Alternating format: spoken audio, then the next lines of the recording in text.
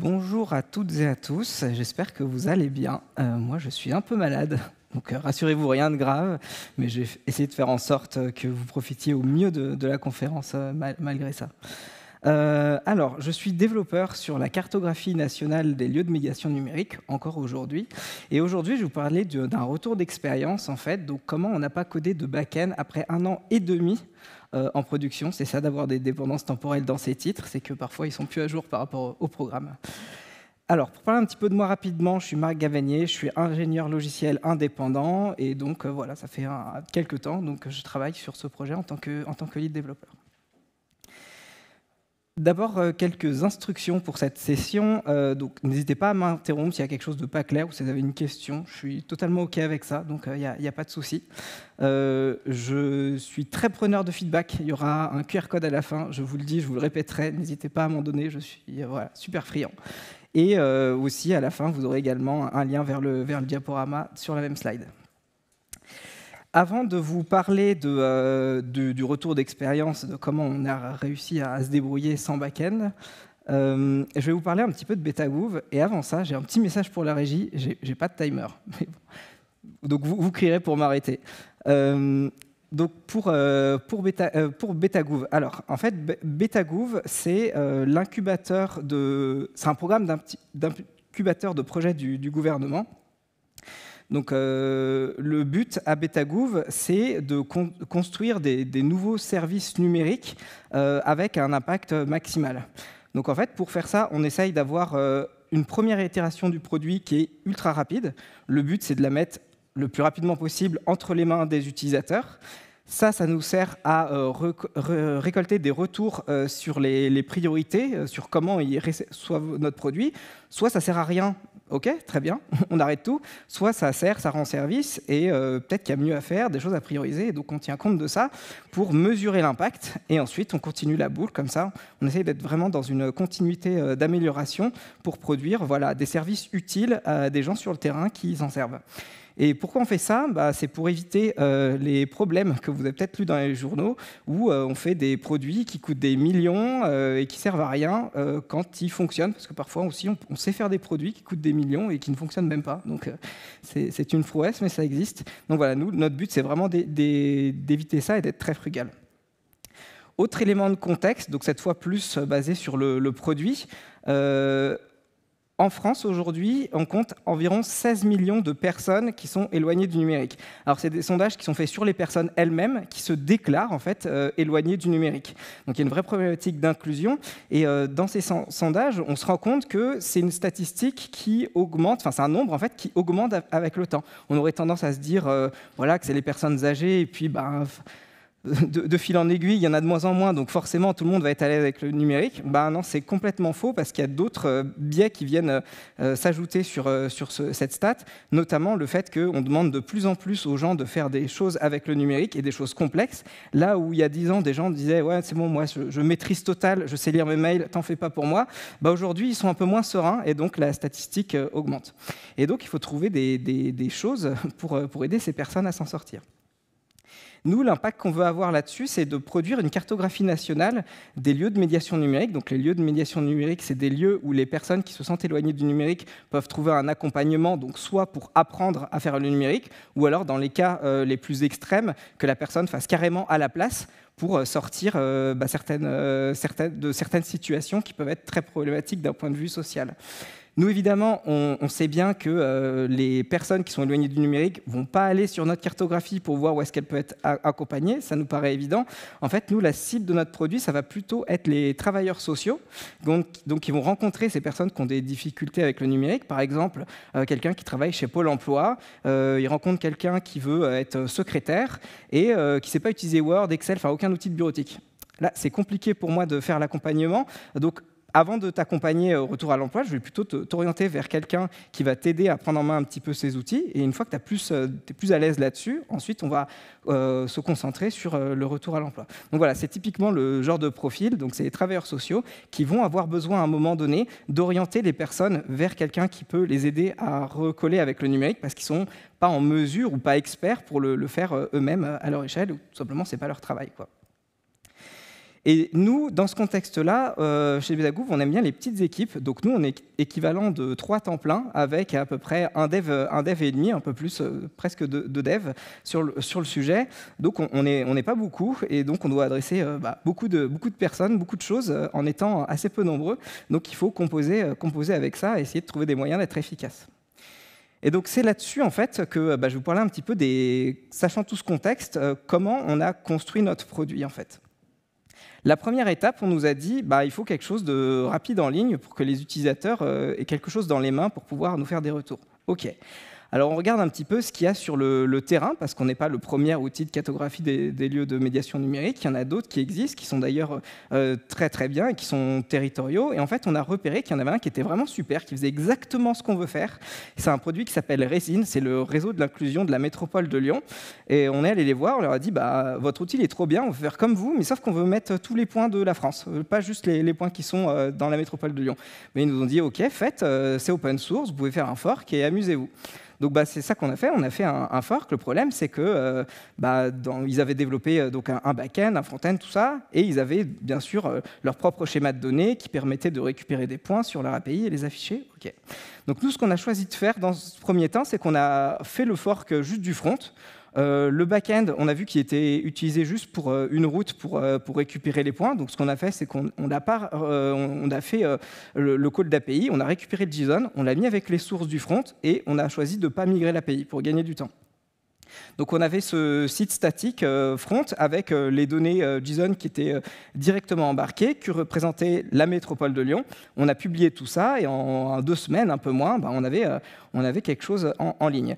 Le problème à partir de là, c'est que nous, on ne veut pas que les données de la métropole de Lyon, on en veut beaucoup plus, et on avait accès à un super jeu de données, qui est le jeu de données de l'ensemble des conseillers numériques déployés en France. Donc c'est un dispositif justement qui est déployé par l'État pour, c'est des gens qui sont spécialement formés pour aider les Français à recoller avec le numérique. Et donc on avait à peu près entre 4500 et 5000 points. Donc ce qu'on a dû faire là, à partir de ce moment-là, c'est juste adapter le schéma de données qui est pris en compte par la cartographie de Résine pour coller avec les données nous qu'on avait de notre côté. Et pouf, au lieu d'avoir que les données de la métropole de Lyon, on avait toute la France et on a déjà un truc qui marche, qui n'est pas complet, mais quelque chose qui fonctionne déjà un petit peu. Le problème, juste avant de passer au prochain problème, notre architecture, ça ressemble à ça, donc à un bucket S3 sur lequel on met les ressources statiques. On a mis un petit CDN pour avoir du cache devant, et tout ça, ça arrive sur le client, et c'est calculé côté client, et nous, on n'a rien à faire, pas besoin de serveur. Mais le prochain problème, c'est qu'on m'a dit que c'est cool d'avoir un outil où on peut afficher des points sur la carte, mais pour naviguer dedans, c'est pas très à l'aise. En fait, on n'est pas très à l'aise. Les personnes qui veulent orienter, donc qui sont prescripteurs de services numériques, ils ont besoin d'un outil qui les aide en fait à faire cette orientation. Donc, moi, quand on me dit un outil qui aide à faire l'orientation, j'imagine des filtres, et moi, automatiquement, tac, je me dis, OK, j'ai des filtres, il faut que je fasse un back-end avec une jolie query string, des filters, hop, je récupère mes données filtrées, je les affiche côté front. Et à ce moment-là, on a essayé de lutter un petit peu contre cet instinct un peu grégaire de développeur back, et on s'est dit, et si on faisait pour voir le filtre côté front, en fait. Voilà, tout ce que j'aurais fait côté back, je mets côté front, et côté front, j'ai mon jeu de données, et je vais le filtrer juste en fonction des boutons qui ont été cliqués pour filtrer. Et à ce moment-là, je me disais que ça n'allait pas avoir une grande espérance de vie, c'était juste pour mettre, encore une fois, quelque chose entre les mains de l'utilisateur rapidement. Et puis, c'est vrai que là, à ce moment-là, sur 5000 données, un peu moins, le filtre côté front était ultra efficace. Le fait de ne pas avoir de call API, j'étais juste plus rapide, c'était incontestable. Donc on s'est dit, OK, on va continuer un petit peu encore côté front, puisque ça a l'air de fonctionner. Et ensuite est venue l'idée de, OK, il y a des jeux de données qui existent un peu partout en France, qui se sont récoltés par le terrain, mais dans des formats très variés, parce qu'évidemment, il n'y a aucune unité, et chacun saisit dans le format qui lui plaît. Parfois, c'est des formats qui sont bien structurés, parfois pas du tout. En tout cas, ils sont très variés, et il faut être capable de récupérer tout ça et tout consolider. Donc moi, quand on me dit ça, OK, je vais coder un formulaire dans lequel les personnes saisissent les fichiers, et ensuite je vais faire des outils de traitement pour récupérer et standardiser. Donc le standard, justement, on a travaillé avec des acteurs de terrain et des acteurs qui connaissent très bien les données pour proposer le meilleur standard qui représente le métier, d'un point de vue métier, qu'est-ce que c'est qu'un lieu de médiation numérique, et on s'est dit, bah voilà, on va tout standardiser dans ce standard-là. Mais plutôt que de faire mon formulaire et de travailler dans mon coin, j'ai plutôt échangé ma casquette de développeur contre une casquette de personnes en réunion pour en fait aller jusqu'à intégrer le comité de pilotage de la création de ce standard. Et en fait, moi, l'idée que j'avais derrière la tête, c'était qu'en étant dans le comité de pilotage, déjà, j'avais un accès au métier et je pouvais avoir de l'influence sur comment on va représenter la donnée, parce que en tant que développeur, c'est quand même un truc qui m'intéresse un petit peu et je préfère le savoir avant de développer. Donc le schéma est publié, ça vous intéresse, je ne vais pas m'étendre dessus, mais vous pouvez aller le voir. Et donc les effets les positifs que j'ai rencontrés en assistant à des réunions plutôt qu'à coder, déjà c'est qu'on a été mis en avant auprès de toutes les parties prenantes. Comme on était assez proactifs dans les discussions, on était tout nouveau, tous les acteurs métiers qui étaient présents à ces réunions, et ils étaient nombreux, ils nous ont identifiés, tout le monde nous connaissait. Donc ça, c'était petit truc sympa, gratuit. On a détecté pas mal de problèmes de design qui étaient présents au début, qu'ils n'avaient pas vu parce qu'ils n'avaient qu'un angle métier, même s'ils avaient un angle donné. Il y avait des problèmes qui, d'un point de vue programmation, je sais que ça allait nous revenir dans la figure. Et donc, on a pu proposer des suggestions d'amélioration pour ne pas les découvrir au moment de l'implémentation. Aussi, ça, c'est quelque chose que j'ai découvert complètement, c'est que il y a tout un écosystème, je parlerai plus tard de DataGouv, mais en fait, dans le gouvernement, il y a tout un écosystème autour du schéma de données, où en fait, le fait d'avoir un schéma de données, ça donne accès à une suite d'outils. Vous vous souvenez du formulaire de données dont je vous ai parlé, où les gens peuvent publier leurs données? Et ben en fait, le fait d'avoir un schéma de données, automatiquement, il va y avoir des outils qui permettent de saisir de la donnée, donc un formulaire qui est généré, mais aussi un tableur qui permet de saisir la donnée, la valider et la publier automatiquement sur DataGouv. Donc tout ça, c'est du développement qui est super utile, mais que je n'ai pas eu besoin de faire parce que c'était déjà en place. Et puis voilà, j'en ai parlé des outils aussi de saisie et de vérification du standard.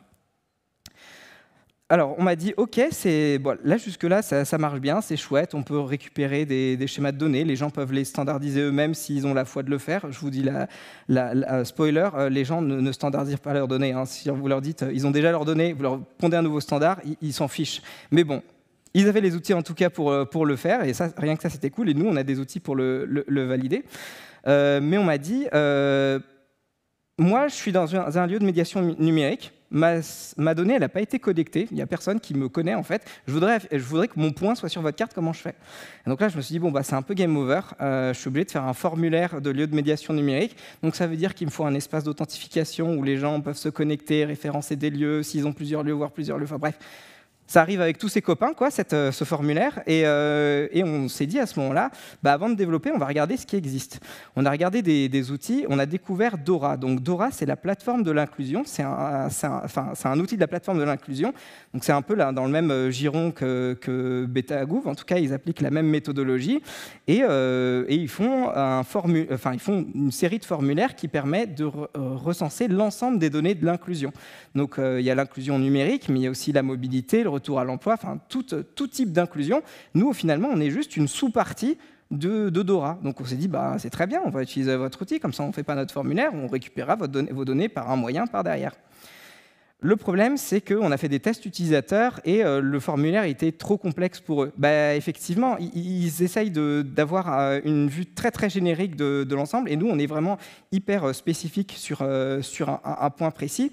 Et donc, on voyait que ça ne collait pas et que le fait de parfois faire son propre formulaire, ses propres outils, ça permet de coller au mieux avec les utilisateurs. Mais plutôt que de faire ça, on a choisi de faire des contributions open source directement chez eux pour faire en fait chez eux le formulaire de nos rêves.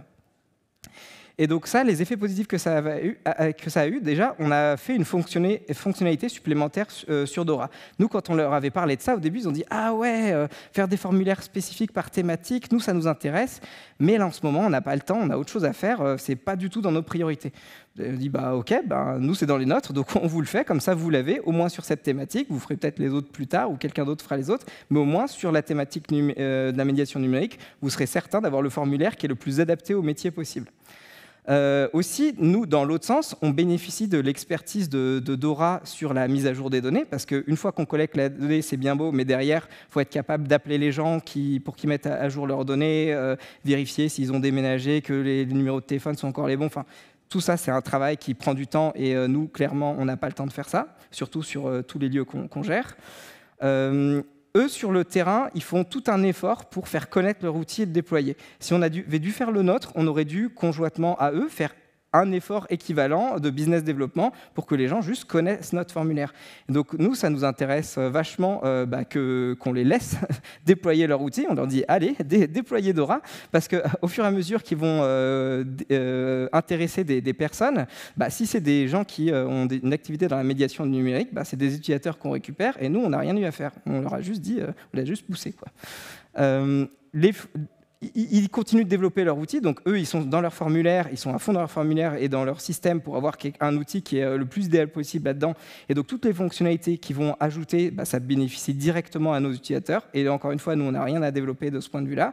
Et puis surtout, et c'est peut-être de ça qu'on est le plus fier, c'est quelque chose qui est important pour nous, c'est le dites-le-nous une fois. Je pense que dans cette salle, on est assez nombreux à en avoir marre de remplir des formulaires où on nous demande strictement la même information et parfois fois N. On dit non mais juste les services, communiquez entre vous, j'ai déjà dit ça, vous avez juste à récupérer par API quelque part, je m'en fiche, mais arrêtez de me redemander 10 fois mon nom, quoi. Et donc nous on est très très fiers de ne pas avoir fait ce formulaire de plus, que notre formulaire en fait il n'existe pas et c'est pour ça qu'il est trop bien. Ensuite, une fois qu'on a notre formulaire, on est capable de capter les données. Comme je vous l'ai dit, les gens ne vont pas standardiser les données. Donc il va falloir qu'on aille les chercher là où elles sont. Le problème, c'est que je suis dans un cas où j'ai tout un ensemble de données hétérogènes qu'il faut que je standardise sur un format pour pouvoir qu'elles soient juste lisibles par ma cartographie. Donc pour faire ça, le mieux pour nous, c'était de s'intégrer avec un outil qui s'appelle Data Inclusion, donc qui est très copain avec Dora, parce qu'en fait, tout ce qu'il va faire, c'est qu'il va prendre les données de Dora et les publier en API, mais pas que les données de Dora, en fait, il va agréger tout un tas de données de l'inclusion, au sens large, et il va les publier directement via son API. Donc moi, trop bien, j'ai juste à récupérer les données de l'API et ça s'affiche dans ma carto et j'ai gagné. C'est pas si simple que ça parce que, évidemment, ils sont antérieurs à nous, donc au moment où ils ont fait leur API, le standard des lieux de médiation numérique n'existe pas, donc ils sont pas compatibles avec la carto. Et donc pour faire ça, là, je suis obligé de développer. Voilà, on arrête d'être feignant, là, on est obligé de faire quelque chose de concret. Donc là, tout ce que j'ai fait, c'est un petit script de conversion qui prend leurs données dans leur standard à eux, qui le met dans mon standard à moi. Et voilà. Et là, je peux lire toutes leurs données dans la carto sans souci. Voilà, là, j'ai dû développer, je suis désolé. Après, est-ce que ça s'appelle un back-end ou pas? Je vous laisserai répondre à cette question. Et les effets positifs de cette collaboration, déjà, c'est qu'eux, ils ont bénéficié de notre expertise sur le schéma de données des lieux de médiation numérique, parce que si leur schéma de données était déjà existant, on a pu leur apporter des remontées du terrain qui leur ont fait corriger des choses, parce que factuellement, c'est nous qui avions raison, et donc ils ont adapté leur schéma. Ils n'ont pas tout changé, parce que techniquement, c'est trop lourd pour eux. En revanche, les trucs qui étaient vraiment pertinents qu'on leur a remontés, ils les ont intégrés, et donc moi, derrière, c'est beaucoup plus facile, d'ailleurs, pour faire les scripts de transformation. Ensuite, évidemment, nous, on est devenu le plus gros fournisseur de données de médiation numérique parce qu'on leur envoie par camion et ils sont très, très contents d'avoir cette interaction de quelqu'un. Et en plus, on va jusqu'à les transformer dans leur standard et tout, donc ils n'ont rien à faire. Ils vont juste à les prendre, à les mettre dans leur base et ils ont gagné. Et ensuite, ça nous permet, nous, d'avoir une source unique. On voit en data inclusion, en fait, comme ils ont vocation à récupérer l'ensemble des données de l'inclusion, un lieu unique, une source de référence qui contient l'ensemble des données. Et donc ça, c'est quand même assez royal de pouvoir avoir un acteur comme ça dans l'écosystème. Et donc à ce moment-là, notre site, il ressemble à ça, enfin notre produit. Donc on a une partie qui est la partie statique qu'on sert nous, avec le fichier JSON qui est embarqué avec les sources de notre site. Quand les gens veulent saisir leurs données, on leur dit « allez sur Dora », et tout ce qui est sur Dora, ça arrive dans Data Inclusion. Nous, derrière, on a une moulinette automatique. À ce moment-là, on pouvait la faire fonctionner à la demande, où on récupère le fichier JSON, on le republie sur le bucket. Alors là, à ce moment-là, c'était manuel, mais en tout cas, ça fait le taf, la boucle est bouclée. Le problème, c'est que j'aime pas trop ce qui est manuel, donc on va essayer d'automatiser un petit peu tout ça. Et en fait, nous, le sujet, c'était comment on automatise les échanges avec Data Inclusion pour qu'eux, ils puissent récupérer nos données et que nous, on puisse récupérer les leurs pour pouvoir les afficher. Et donc, le truc qui est classique, c'est de faire un endpoint en fait, qui fournit leurs données. Donc, eux, ils avaient ça de leur côté. Donc, nous, on avait juste à en faire le nôtre et ils pouvaient récupérer nos données. Mais comme on ne veut pas faire d'API, on a plutôt choisi de les publier sur un outil qui s'appelle DataGouv. Donc, DataGouv, c'est un truc trop bien. Même en tant que particulier, je vous invite à aller voir ce qu'il y a là-dessus. Il y a énormément de jeux de données et en tant que développeur, c'est un bonheur de regarder tout ce qui peut s'y trouver. Nous, en tout cas, ce qu'on fait, c'est que toutes les données qu'on va récupérer et transformer, on les publie dans notre format et dans le format de Data Inclusion sur DataGouv. Et d'ailleurs, Data Inclusion, ils font pareil. Tout ce qu'ils ont récupéré, ils publient sur DataGouv. En fin de compte, on a absolument tout sur DataGouv. À tel point que c'est un petit peu devenu Google Drive, nous, DataGouv, entre nous et Data Inclusion. En fait, on sait que c'est notre plateforme d'échange de fichiers. Et tout ce qu'on a eu à développer pour faire ça, encore une fois, on a été obligé de travailler un petit peu. On a fait une interface en ligne de commande, donc qui est automatisable via la CI, qui nous permet, toutes les données qu'on a transformées, automatiquement les publier, de les rendre disponibles sur DataGouv. Les effets positifs de ce fonctionnement-là, c'est qu'on est en open data par construction. Ça, c'est un sujet qui est assez important pour les sites du gouvernement, que nos données soient ouvertes. Nous, on ne peut pas faire autrement que de les ouvrir. Je vous ai parlé du Google Drive, ça, c'est l'objet de ce point. Aussi, l'avantage d'utiliser une plateforme, encore une fois, DataGouv, eux, ils ont des développeurs qui développent des tas de fonctionnalités sur leur plateforme, notamment des systèmes qui permettent de remonter de l'information sur qui utilise nos données. Ils peuvent écrire dans quel cadre, ils peuvent nous faire des remontées s'il y a des soucis avec nos données ou quoi que ce soit. Enfin, voilà, ça crée tout un écosystème d'échange qu'on peut beaucoup moins avoir quand on gère soi-même ses propres API, parce qu'il y a vraiment un outil qui est adapté pour le faire. Et enfin, ce fonctionnement-là, ça nous facilite grandement l'intégration de notre cartographie en marque blanche. Parce que finalement, sur DataGouv, ce que je fais, c'est que je vais publier des fichiers, donc au format que je veux, ça peut être du CSV, ça peut être du JSON, et pour tout fichier publié sur DataGouv, automatiquement, il va me générer une URL stable. Donc si on résume, je peux publier un fichier JSON, et quand je publie ce fichier JSON, j'ai une URL stable qui me rend du JSON. Ça ressemble pas mal à une API. Et donc, ce que j'ai fait, c'est que j'ai branché directement cette URL de Data Inclusion dans mon front, et mon site fonctionne comme ça. Et donc, je vous propose, avant de voir la démo, de voir un petit peu le schéma de à quoi ça ressemble. Donc là, comme avant, on publie sur Data Inclusion, on publie, les données sont saisies sur Dora, elles sont publiées donc sur Data Inclusion. On récupère Data Inclusion comme une source de données, mais toute autre source de données, donc ça provienne de API ou de fichiers plats pour les acteurs les moins équipés. En tout cas, toutes ces données hétérogènes, on va les récupérer, les transformer pour les standardiser, on les publie sur DataGouv, et DataGouv, URL JSON directement dans notre site. Là, à ce moment-là, on n'a plus besoin d'avoir le JSON dans notre bucket, et ça marche direct. Donc la démo dont je vous parlais, pour vous montrer un petit peu la facilité d'intégration qu'on a pu obtenir avec ce système. Alors, je vais aller sur ce magnifique site qui s'appelle W3School, et qui permet d'exécuter du code HTML. Je copie-colle un petit peu de code. Tac. Donc ça, c'est des web components. Dans le pipeline de build de mon site, j'ai deux méthodes pour build. Soit je build directement en fait, pour mon site que je publie sur S3, soit je publie des builds en web components que je vais mettre en disponibilité sur NPM et que je peux récupérer, là en l'occurrence via JSDeliver. Et donc si je lance ça, j'ai le site qui se lance directement. Alors je vais agrandir un petit peu pour qu'on voit. Donc voilà, j'ai rien eu besoin de faire. Donc, vous voyez qu'intégrer dans une page HTML notre site, c'est pas très compliqué. Et on va pouvoir aussi le personnaliser grâce à la magie des web components, notamment. Alors, je vais vous montrer, notamment en récupérant une autre source de données sur DataGouv. Donc là, je vais aller sur notre organisation où on voit tous les jeux de données qu'on a publiés. Et donc, je vais prendre. Alors, je viens de Lyon pour la petite anecdote, et donc j'aime bien prendre les données de Inora qui représentent la région Rhône-Alpes, qui sont d'ailleurs nos premiers parmi nos premiers fournisseurs de données. Alors, Inora, c'est ici. Et donc là, comme je vous disais, je peux voir donc dans le jeu de données les fichiers que j'ai publiés. Donc j'en ai publié 4. Il y en a, c'est des trucs techniques au format de data inclusion. Il y a un format CSV. Et moi, ce qui m'intéresse, c'est celui-ci, c'est le format de JSON. Je peux voir les métadonnées. Ici, il y a l'URL stab dont je vous parlais. Je la copie. Je vais dans mon composant médiation numérique. Je mets la source. Hop. Je mets l'URL. Tac. Je run.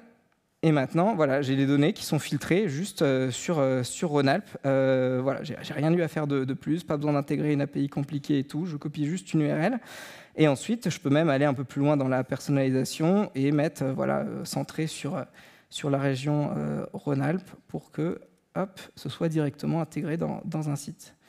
Voilà. Et là, donc ça, je peux l'intégrer dans n'importe quel site, et ça marche pour n'importe quel voilà, jeu de données, et n'importe quel, évidemment, niveau de zoom et latitude, longitude. Hop, donc on va revenir un petit peu là-dessus. Tac. C'est pas F11, si c'est F11. Hop. Voilà. Donc je vais résumer un petit peu les étapes qu'on a vues ensemble jusqu'à présent. Donc la première étape, c'était de mettre en place une version initiale de la cartographie qui s'alimente via un simple fichier JSON. Ensuite, on a dû créer un cadre pour normaliser ce fichier JSON et qu'on soit un peu tous d'accord sur qu'est-ce qu'on veut mettre dedans, qu'est-ce qu'on veut afficher sur cette cartographie. Ensuite, on propose Dora comme outil de saisie de données parce qu'on n'a pas envie de développer le nôtre. On collecte et on transforme l'ensemble des jeux de données qui sont disponibles un peu partout. Et tout ça, on les publie sur DataGouv, ce qui permet de les afficher sur la cartographie. Quelques limitations qu'on a rencontrées. Donc déjà, il y a un souci de performance parce que évidemment, à chaque fois, on récupère tous les lieux en fait. Et des lieux, bah là je vous ai mis des stats pour 19 233 lieux, ça représente à 17 mégas en mémoire, et bon, il y a beaucoup de redondance dans les données, donc gzip c'est un peu plus petit, c'est 2,58 mégas. Aujourd'hui avec les terminaux qu'on a, c'est beaucoup sans être beaucoup, mais voilà, ça reste quand même quelque chose à considérer. En fait, là où ça fait le plus mal, c'est surtout quand on fait des traitements sur ces lieux. Parce que, je me rappelle, on avait un souci d'optimisation qu'on n'avait pas vu au départ, tant qu'on n'avait pas beaucoup de lieux. C'était, en fait, on transforme tous les horaires d'ouverture en format OSM, ce qui nous permet de savoir qu'est-ce qui est ouvert en ce moment ou pas. Et une sous-optimisation qu'on avait faite, c'est quand on regardait sur un lieu, quand on consultait la cartographie, en fait, on allait calculer tous les horaires d'ouverture de France au lieu de juste calculer ce qu'on était en train de regarder. Donc tant qu'on a fait 2000, 3000 données, ça ne se voyait pas, c'était totalement invisible, on ne l'avait pas du tout détecté. Et à partir du moment où on en avait de plus en plus, commençait à y avoir les perfs qui commençaient un petit peu à dégringoler jusqu'à ce qu'on s'en inquiète. Et là, on a découvert qu'il y avait ce souci de sous-optimisation. Donc c'est un problème qui peut nous suivre assez souvent, c'est qu'il faut qu'on fasse attention quand on code des trucs. Après, est-ce que faire attention quand on code des trucs, c'est un truc normal ? On peut aussi se poser la question. Aussi, on est obligé d'avoir des partenaires sur qui on peut vraiment compter. Par exemple, si Dora nous avait dit non, nous, pas de contribution open source sur notre projet, l'aventure se serait arrêtée beaucoup plus tôt. On perd aussi partiellement la maîtrise du produit parce que notre roadmap, ce n'est pas forcément la roadmap de nos partenaires. Et s'il y a un truc qui est important pour nous et qu'ils sont décidés de ne pas le faire, soit on fait la queue et on attend, soit on ne peut pas attendre parce que c'est trop important pour nous. Et donc là, on doit être en mesure de pouvoir basculer sur nos propres solutions. Ce qui fait qu'il nous faut une bonne architecture pour pouvoir justement faire cette bascule et que cette bascule soit assez indolore pour nous d'un point de vue tech, puis surtout pour nos utilisateurs. Aussi, c'est pas magique. Je vous ai dit qu'il fallait un peu de code. C'est pas parce qu'on n'a pas de back-end qu'on n'a pas écrit de code qui était nécessaire, notamment pour faire nos transformations, pour automatiser nos publications. Juste, c'est que le code qu'on écrit, on essaye de faire que ce soit le minimum vital pour que notre application puisse tourner. Et aussi, on se récupère tous les problèmes des autres, c'est-à-dire que les problèmes d'indisponibilité de nos produits, par exemple, c'est l'ensemble de tous les problèmes d'indisponibilité des autres. Un exemple qu'on a eu, c'est avec DataGouv, qui était down pendant une demi-journée. Comme nous, on récupère directement les données chez eux, on était down pendant une demi-journée, on ne pouvait rien faire. Enfin, on ne pouvait rien faire. On aurait pu repasser sur notre système en mettant le fichier en JSON, tout ça, on peut bricoler. Mais voilà, c'est bien aussi de ne pas avoir à bricoler pour avoir quelque chose qui fonctionne sur le long terme. Là, je vous ai mis un exemple de facture. C'est ce que nous coûtait le service en début d'année. Donc, ça me coûte, ce qui me coûte le plus cher, c'est le Route 53. Donc, c'est le nom de domaine. Ça coûte 1,51 €. Et sinon, en termes de stockage sur S3, ça me coûte 3 centimes. Je dis des euros, c'est des dollars. Voilà. Mais spoiler, aujourd'hui, on a une API maintenant. En fait, on a tenu 489 jours sans API. Et en fait, je trouvais intéressant de partager avec vous qu'est-ce qui nous a finalement poussé à nous y mettre. En fait, pourquoi on est allé au bout du bout, et à un moment, on a dit, bon, OK, les gars, on a compris, on fait une API, là, on arrête les bêtises. Déjà, je vous en ai parlé, c'est d'être moins dépendant des autres. Et surtout, le fait d'avoir... en fait, ce qui nous a vraiment fait prendre conscience de ça, c'est qu'on avait un problème d'inversion de dépendance où, en fait, au début, on n'avait pas beaucoup de données, on était un peu des mendiants de la donnée, on les récupérait un peu à droite à gauche.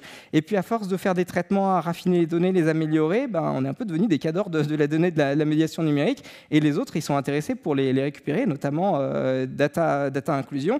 Ils disent, en fait, c'est pas normal que ce soit nous qui vous fournissons les données à agréger. Ce serait plutôt logiquement à vous de nous donner les données, surtout que vous nous donniez les données, surtout que nous, elles sont dédupliquées, elles sont normalisées et tout. Enfin, on a fait plein de traitements. Et donc, voilà, la dépendance, elle n'est pas logique et elle nous cause des problèmes aujourd'hui, de plus en plus, quoi.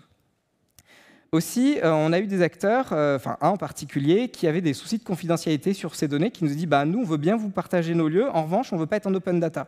Donc, comme notre système repose sur l'open data, autant dire qu'on ne peut pas jouer avec eux.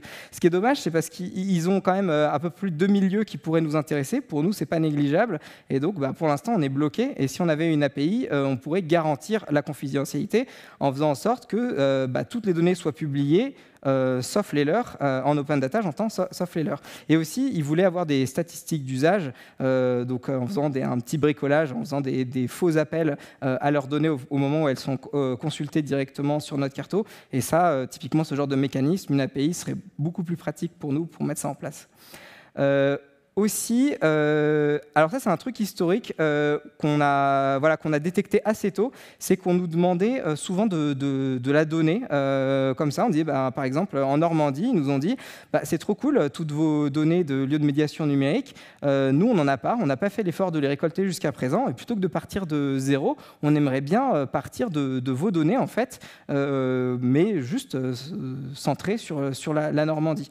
Donc là, il y avait deux options. Soit on leur dit, faites récupérer notre CSV et faites un filtre sur les départements de la Normandie et puis débrouillez-vous. Le problème de ça, donc ça marche, mais le problème de ça, c'est que c'est pas mis à jour en temps réel. C'est-à-dire que ça marche en one shot le jour où ils le font, et après, peut-être dans 2 semaines, les données sont obsolètes. Enfin, en tout cas, certaines données sont obsolètes. Et donc nous, pour faire ça, l'artifice qu'on a fait, c'est qu'on a créé un petit script d'extraction, en fait, qui faisait exactement ce qu'on leur disait, ce qu'on leur aurait dit de faire à la main. Il va juste récupérer, il va filtrer les départements, et cette extraction, on la publie sur DataGouv. Évidemment, avec une API, un petit point d'interrogation, région égale le nom de la région, c'est quand même beaucoup plus simple de faire ça. On s'est permis de faire ça parce qu'on n'avait pas beaucoup de demandes, mais au fur et à mesure du temps, nos données étant consommées, c'est des choses qu'on peut beaucoup moins faire à la main, quoi.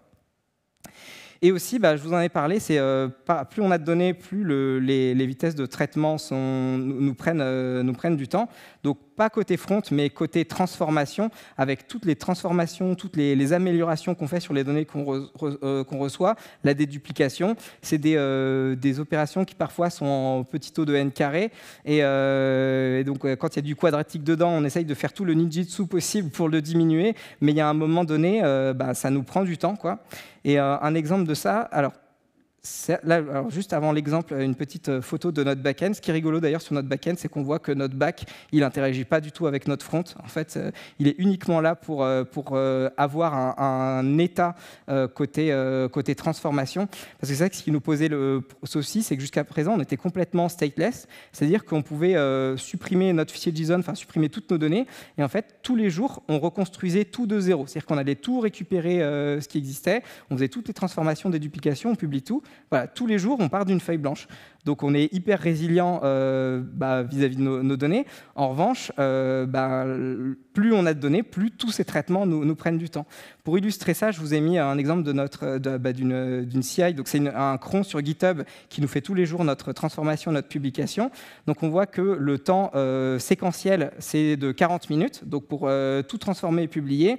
Et le temps total, parce qu'on a plus d'une trentaine de jeux de données à publier, si on somme tous les temps, on est à pratiquement 1h30 de traitement de machines allumées par jour pour faire ce traitement-là. Et ce qu'on a pu faire justement en mettant en place cette API avec cet état qui nous permet de commencer à gérer un différentiel entre ce qu'on a déjà transformé et ce qui a été changé depuis la dernière fois, on est tombé sur un temps séquentiel de 13 minutes et un temps total d'environ 33 minutes. Et ça, c'est encore possible de l'améliorer. C'est mon travail dans ce moment d'améliorer ça. Et en revanche, le côté qui est moins sympa, c'est que ça me coûte des sous maintenant de faire ça. J'ai multiplié ma facture par 3, donc je paye presque $5, c'est horrible. Et ce qui me coûte cher aujourd'hui, c'est surtout DynamoDB, notamment parce que j'ai fait beaucoup de tests dessus, donc en supprimant beaucoup de trucs, en les recréant, tout ça. Donc je pense que cette facture-là, je vais pouvoir l'optimiser aussi. Je pense que je peux la baisser. Voilà, je vous ai mis quelques références qui m'ont aidé à construire cette présentation. Et comme promis, je vous ai mis le lien vers le diaporama et le lien Open Feedback. Et il ne me reste plus qu'à vous dire merci.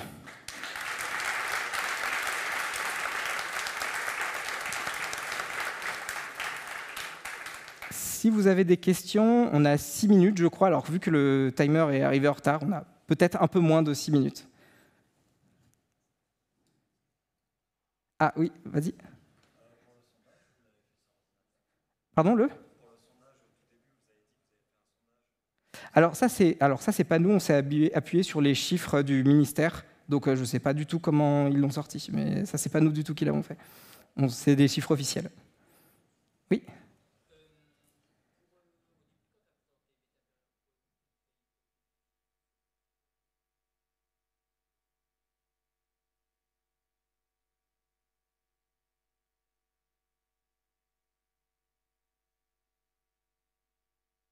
Ok, donc la question c'est, alors je la répète pour être sûr, c'est comment on sait si un projet a de l'intérêt pour Betagouv et qui est-ce qui a l'initiative de ces projets. Donc en fait, c'est ça ? Ouais.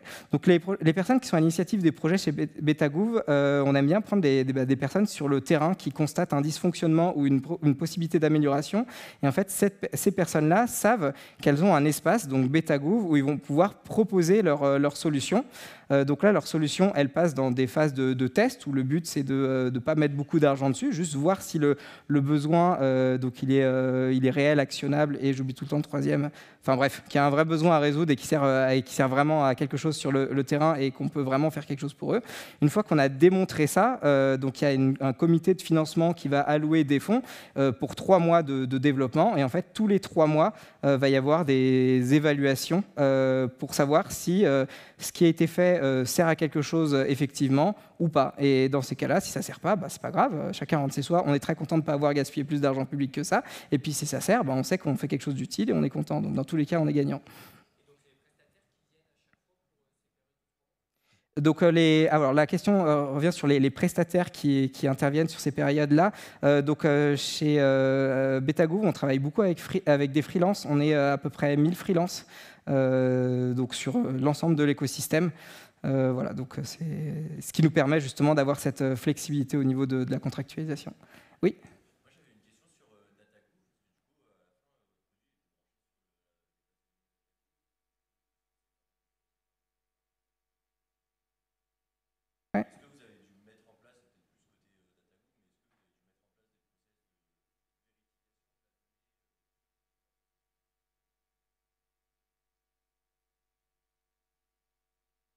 Alors, la question vient sur les données, la confidentialité des données qu'on met sur Datagouv. Alors, en fait, tout ce traitement, alors il y a deux systèmes de vérification. Il y en a un qui est inhérent au schéma de données, dont j'en ai parlé. Le fait d'avoir un schéma de données et de le référencer, ça fait qu'on sait si on est valide ou pas. Mais voilà, on peut publier des choses par mégarde. Ça ne va pas nous sauver la vie là-dessus, ça va juste dire qu'on n'est pas standard.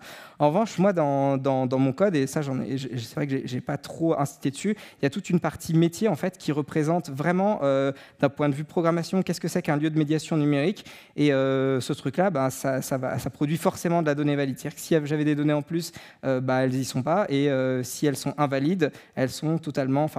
Soit c'est une donnée, par exemple, un numéro de téléphone qui n'est pas valide, donc c'est juste qu'il n'apparaîtra pas parce que je ne peux pas lui sauver la vie. Parfois, il y a des numéros de téléphone, les gens mettent leur nom, donc là, je ne peux rien faire pour eux. Soit c'est carrément toute la ligne que je ne peux pas récupérer parce que j'ai des informations erronées sur le format d'adresse ou des choses comme ça.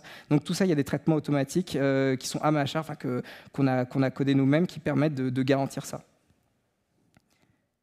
Alors, je ne sais pas s'il y a eu des questions par là, je suis beaucoup par là, mais vas-y, je t'en prie.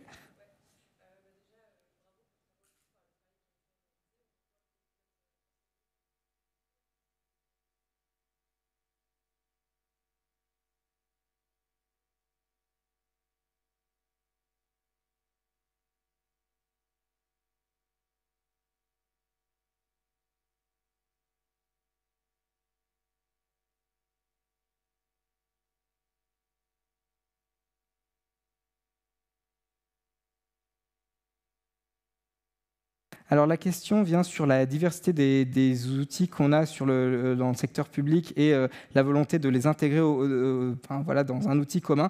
Donc ça, c'est clairement des réflexions qui sont en cours en ce moment.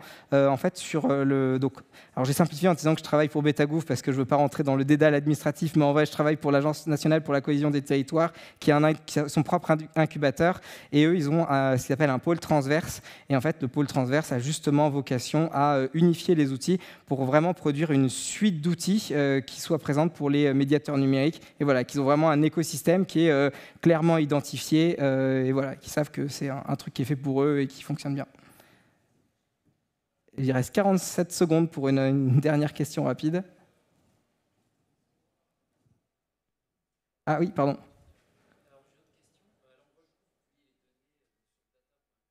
Ouais.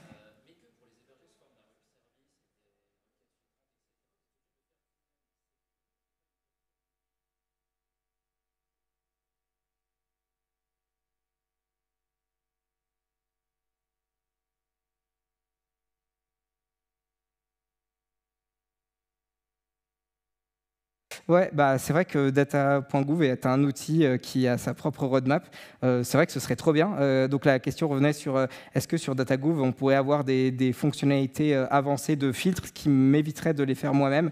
Ce serait trop bien, mais effectivement, ça n'existe pas. Je sais que les collectivités territoriales s'équipent beaucoup d'un outil, je crois que c'est Open Data Soft, qui permet de déployer ça. En fait, ils ont un site interne où ils peuvent publier leurs données Open Data avec des filtres comme ça. Mais c'est vrai que cette partie-là de filtre n'est pas intégrée sur DataGouv. En revanche, nous, on l'utilise énormément, Open Data Soft, quand c'est disponible, pour récupérer les données et les mettre dans notre traitement. Ça, c'est quelque chose qu'on fait. On connaît l'outil, mais en tant qu'utilisateur, quoi. Voilà, je crois qu'il n'y a plus de temps. Merci beaucoup pour votre attention. Puis si vous avez d'autres questions, n'hésitez pas.